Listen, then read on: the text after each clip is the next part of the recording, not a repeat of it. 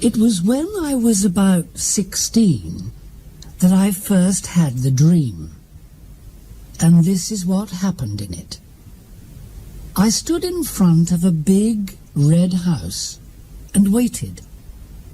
Soon a man opened the door and said, "Go through into the garden and have some tea."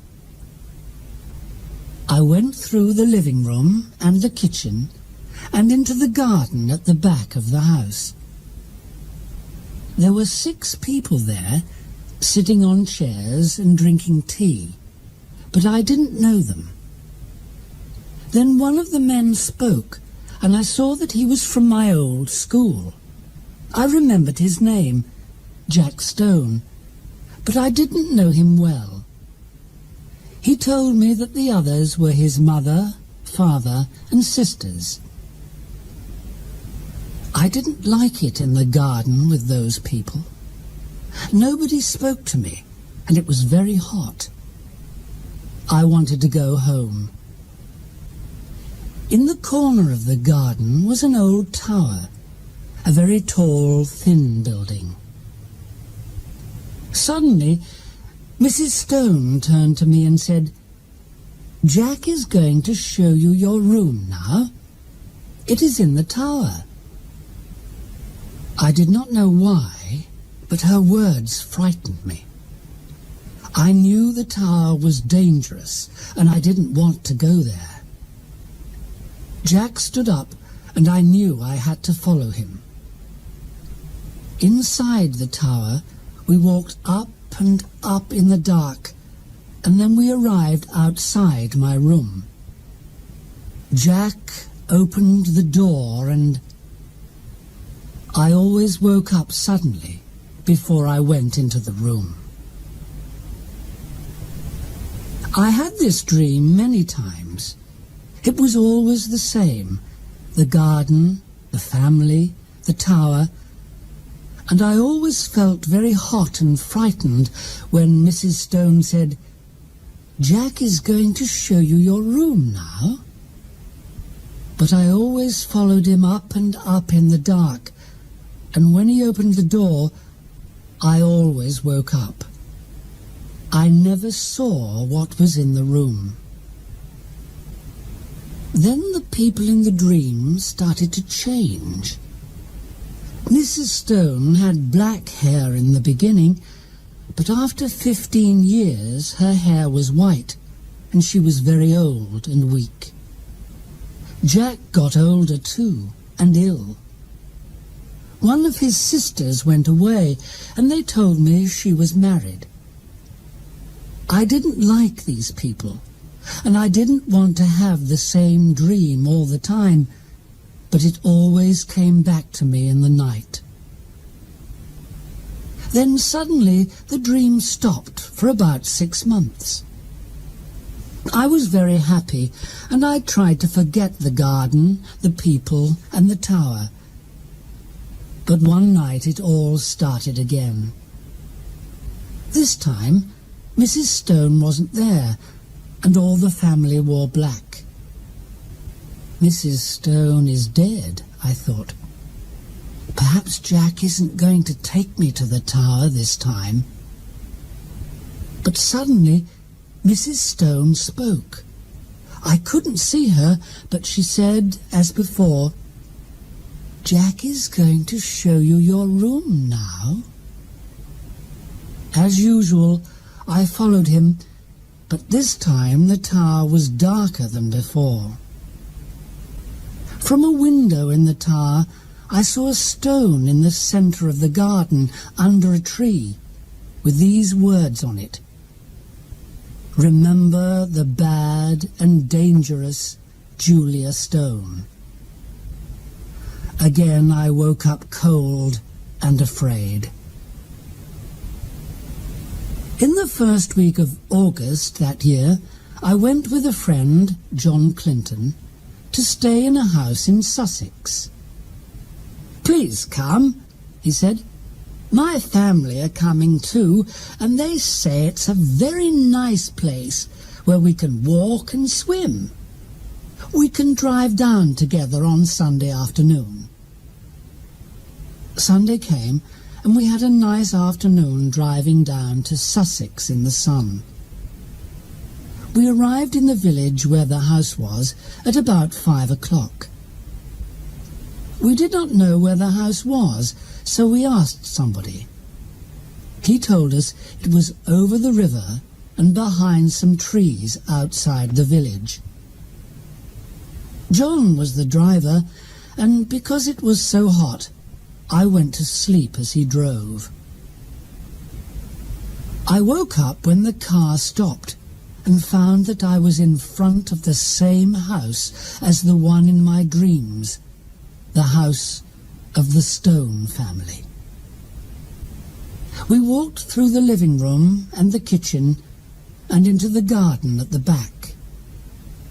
I knew without looking that there was a tower in the corner of the garden. It was very, very hot in the late afternoon sun. I waited to feel ill and afraid, as I always did in my dream. But the people in the garden were not unfriendly.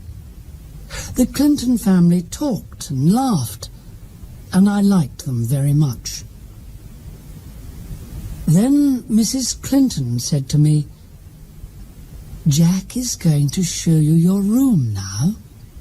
It is in the tower." And my friend John stood up. His family always called him Jack, and I followed him up to the room. I was afraid when he opened the door, because in my dream I always woke up before I saw the room. But this time I went in. Everything was very nice inside, and my bags were ready for me on the bed. Perhaps it isn't bad here, I thought, and perhaps the bad dreams are going to stop now that I am here, in the room in the tower. But then I saw 2 pictures near the bed, and that same cold fear came back. One picture was of Mrs. Stone, old and with white hair as she often was in my dream. The other picture was of Jack Stone. His face was ill and angry, as he was in my last dream before this visit. I looked at the picture of Mrs. Stone for a long time. She had dangerous eyes, and they followed me round the room. John Clinton came back to tell me dinner was ready. "I don't like this picture, John," I said. "I'm going to have bad dreams tonight if it stays in here. Can we move it outside?" "Yes," said John. "Let's move it now." But when we tried to carry it out, it was very, very heavy. We could not carry it. We put it down on the floor. John suddenly said, "Oh, look! There's blood on my hand. A small cut from this picture."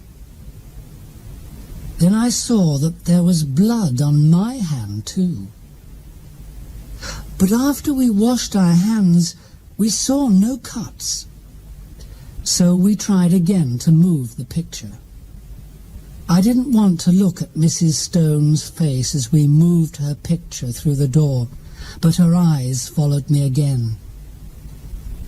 There was a smile on her face now, but her eyes were more dangerous than before. Her mouth was blood red, and the picture was heavier and heavier. We left the picture outside the door of my room. We went down to dinner, and when we finished, John and I went out into the garden to smoke. It was a very hot night, hotter than the day, and I didn't much want to go to bed. Suddenly, a dog ran across the garden and sat under the tree I could see from my bedroom window.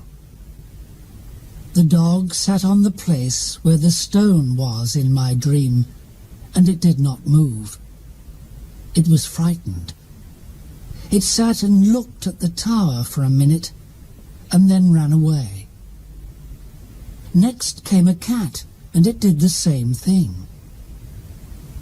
"Do you see those animals?" I asked John. "Why are they so afraid?" "I don't know," he said. At about midnight we said good night and went to bed. It was very hot, but I was tired, and I thought I was ready to sleep. Without the picture of Mrs. Stone in my room, I was happier, and I didn't think about her dangerous smile or the cuts on our hand. I closed my eyes and slept. I woke up suddenly. I don't know what time it was. The room was very dark, and for a minute I didn't know where I was. Then, with sudden fear, I remembered. A light came on, and I saw a woman I knew, the woman in the picture. I saw those dangerous eyes, the blood-red mouth, the smile. Mrs. Stone put a cold hand on my neck and spoke. "So, you are here in the tower after so many years and so many dreams.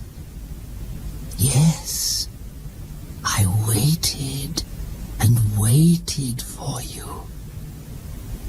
And then I stopped waiting. But at last you came. I am so happy that you came. Tonight I am going to have a good dinner. I am thirsty. I am hungry. I am waiting. Yes, I am so happy that you came after all this time." Again she put her cold hand on my neck, and then her face came slowly down, and her teeth started to cut into me. I was too weak to move, but suddenly I knew I had to get away quickly. I hit her hard in the face, and at the same time I jumped out of bed and ran to the door. John Clinton was outside. "I heard a noise," he said. "What is it? What's wrong?" And then, "Look, there's blood on your neck." "John," I said, "that woman in the picture we took from the room this afternoon, she came back. She's in there now. Her name is Julia Stone." John laughed. "You are having a bad dream," he said, and walked into the room to look. But he came out very fast, as white as me, and said, "You're right. She's there. And there's blood on the bed and on the floor." I don't know how I ran downstairs. My legs were weak, and it was difficult to stand, but soon we were out in the garden again. We left the house the next day. About a year later, I went back to the village to ask the people there if they knew anything about the tower and about Julia Stone. One very old woman knew the story. This is what she told me. 8 or 9 years ago, a woman died in that room in the tower where you stayed. 3 times the village people tried to bury her at the church. But each time somebody saw the dead woman's ghost late at night, with blood on her mouth and a dangerous smile. Then we knew that she killed people and drank their blood. We didn't want to try to bury her anymore, so we took her back to the house with the tower and buried her under the tree you can see from the window of that room. There she stays, waiting quietly, sometimes for many years. But people say she visits young men in their dreams, and she brings them here. I think you know what happens to them when they arrive.